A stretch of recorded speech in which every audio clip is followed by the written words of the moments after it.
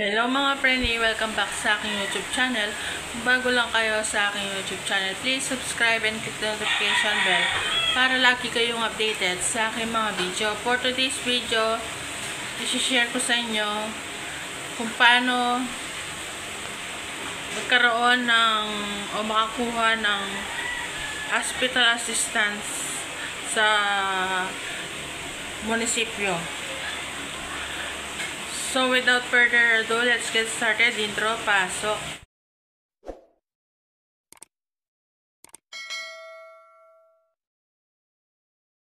So, ayan, kwento ko muna kung paano na-hospital yung anak ko. Una, sa gabi, nagsuka siya ng konti. Hinayaan ko muna siya, baka na ano lang, na sobrang lang sa dede. Tapos, kinaumagahan, kagising ko, yun, nagsuka siya, ang dami. E di hinayaan ko, baka ano lang yun, nabigla lang yung tiyan niya.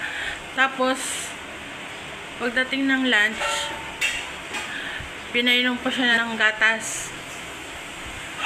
So, ayun, after niyang uminom ng gatas, sinuka niya. Kaya kinabahan na ako, agad ko siyang dinala sa ospital.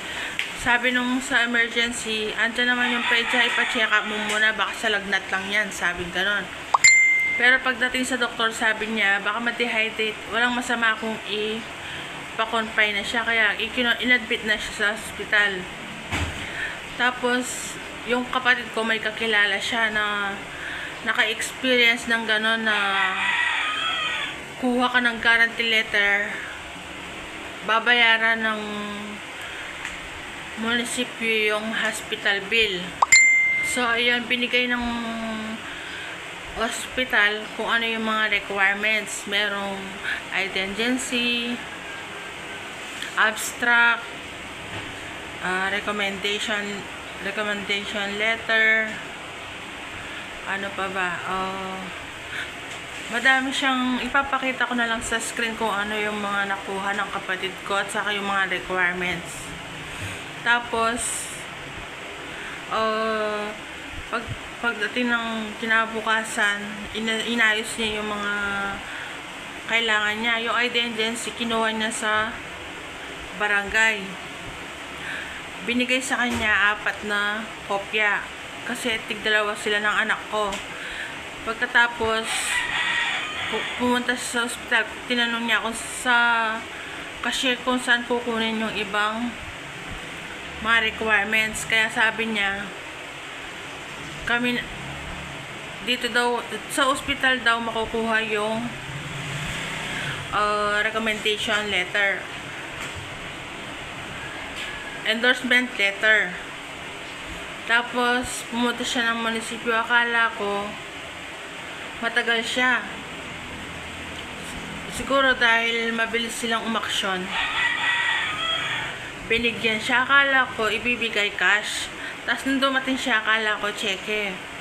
Ngayon pala, may pinilapan lang sila kung magkano yung babayaran. Sinabi sa kanya, hindi daw ibibigay yung professional fee o doctor's fee. Ako na yung nagbayad. Kaya yon, yung bill namin is 16,000. Na-covered sa PhilHealth 8,000 plus. Tapos yung natira,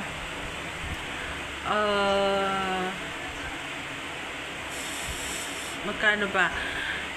Bali 7,000 na lang yung hospital bill, tapos 3,500 yung doctor's fee. Kaya yun, yung doctor's fee na 3,500, yun ang binayaran ko.